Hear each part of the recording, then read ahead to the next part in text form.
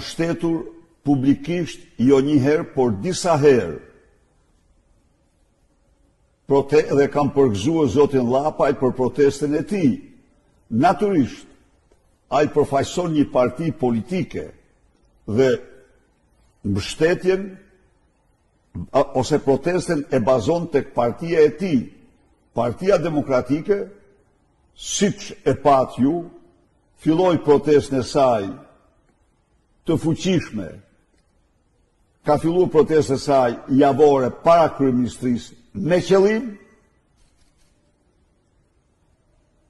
dhe e dyta në parlament.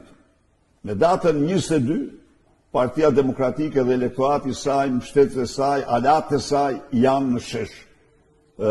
Zoti për ta ditë, zoti Llapaj është ftuar të ishte i pranishëm në protestën tonë, madje po donte edhe mund të fliste, por ai ka ndjekur sepse ka program, ka të programuar protestën për interesa për partinë e tij.